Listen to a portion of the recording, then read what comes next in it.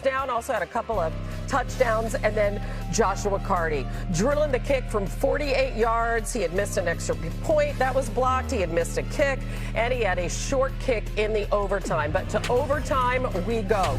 1st and 10 from midfield for the Niners. Then it's Mac Jones dumping it off to Christian McCaffrey, who had 50-plus rushing and receiving yards for a 4th straight game. The Niners are within field goal range. San Francisco trying to take the lead now with the field goal. On comes Eddie Pinheiro, 41 yards, just barely. And the Niners are up 26-23.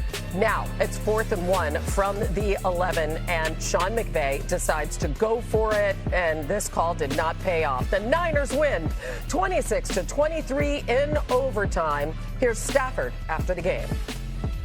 I mean, that's a bread and butter short yardage call for us, so I didn't have any problem with it. That's trusting our guys to go out there and make a play.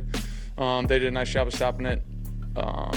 Frustrating that we didn't get it. It was a poor decision by me right there, but, you give the Niners credit. They made enough plays to be able to win the football game. We had plenty of chances throughout this game, but I'm pretty sick right now. I'm sick of the spot that I put our group in to end the game, but hey, these are the tough beats that you got to be able to learn from and move forward, and that's what we're going to do.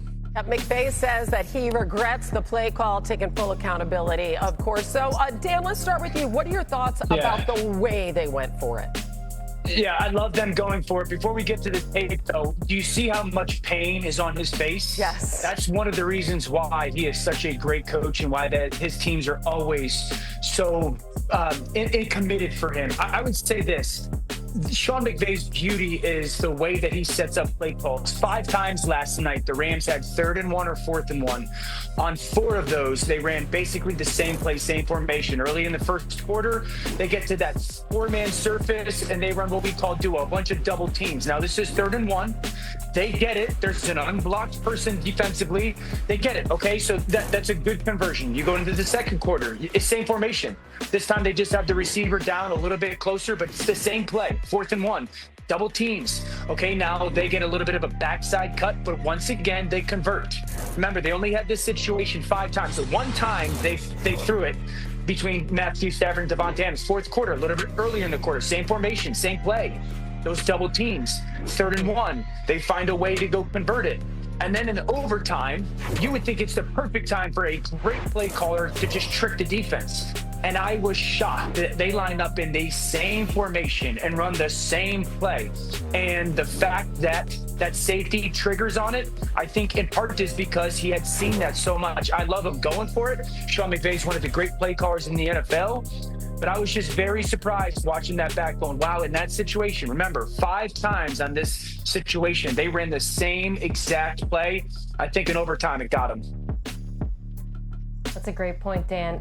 First of all, I just love the fact that we're all in agreement about going for it and it's not a debate, because I feel like 5-10 years ago, there would be a lot of people arguing the other side of this. But it's an important note that, there was 3 minutes and 41 seconds left in the game, right? So it wouldn't have been the game-tying field goal per se. You're giving the Niners back a chance to drive the field, control the clock, with a chance to win with merely a field goal. So that is, I think, something we all accept and acknowledge, and we're good with it. As far as the play call goes, I think something with the Rams' run game really has jumped out to me. It's the most efficient rushing game in football, but a lot of that is predicated on facing light boxes because teams are so afraid of the threat of the pass. And you're asking a lot on those dual runs of your skill players when you're expecting them to continue winning against stacked boxes, the likes of which they face there. And it's actually something that before this game, Dan, they had not been good at all. On short yardage runs, they've been 30th in the NFL and converting them going into this game. So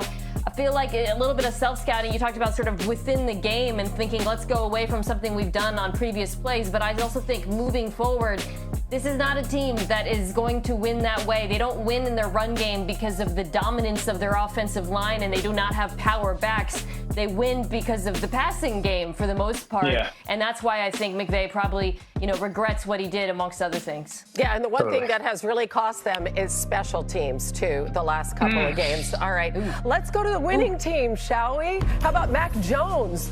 In once again for Brock Purdy at a terrific night, really second best of his pro career. Throws for 342 yards, a pair of touchdowns. Average air yards, though, on passes, only 5.9 yards. Here's Jones after the win. Feels great. I mean, I just thought it was a dogfight, and we were in the ring, and the defense played great. Special teams came in clutch, had great field goals by Eddie, and it was just awesome to be on a team that fights. And even if we lost, like I said earlier, I would have been just as proud, to be honest, because I know that those guys have my back, and I got their back. Swagoo, he had 236 passing yards between the numbers. What stood out to you about his performance?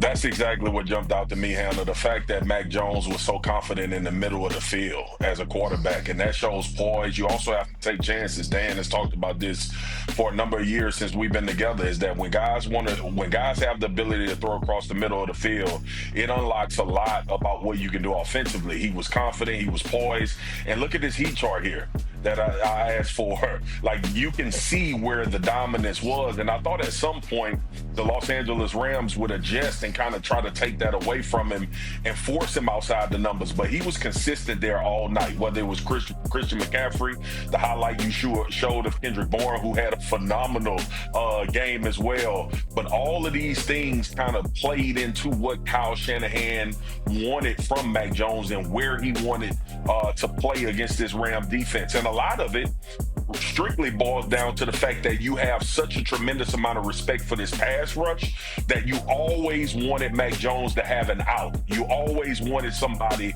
What caught my attention was running across his eyes, giving him an outlet in those specific areas. And Christian McCaffrey obviously being that one guy. But ultimately, I thought he dominated, and this offense with Kyle Shanahan dominated the middle of the field in the passing game. Yeah, this is the best game I've ever seen Mac Jones play as a professional. When it comes to seeing the field, playing fast, clear decisions, and the timing was absolutely off the charts. I mean, he made some throws while getting hit that were outstanding. This is a deep curl to the field. You're going to see 1, 2, 3, 4, 5. Hitch ball comes out right before he gets hit by that defensive lineman. Receiver just dropping his hips to get into his cut, and it's placed perfectly. You cannot do it better than that. That's a phenomenal throw by Mac Jones. A go route. He's going to catch the snap. He's on the left hash. He's going 1, 2, 3. Receiver and corner even. He doesn't trust the receiver's vertical speed down the field. Let me throw it to back shoulder. Ball comes out. Defensive back has absolutely no clue. That's elite timing. That's winning timing. This is a high-low in the middle of the field, something Marcus is just talking about. This is big time now, a little flash fake. Defender is at his feet, right? And he's going to throw this in-breaker right off as that receiver starts to curl.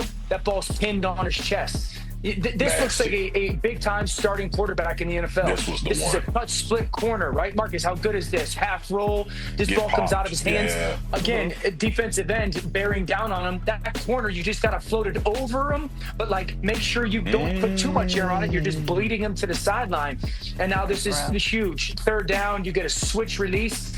But the timing of these throws in muddy areas, in condensed coverages, is big time. And I was just so impressed by the timing that he played with.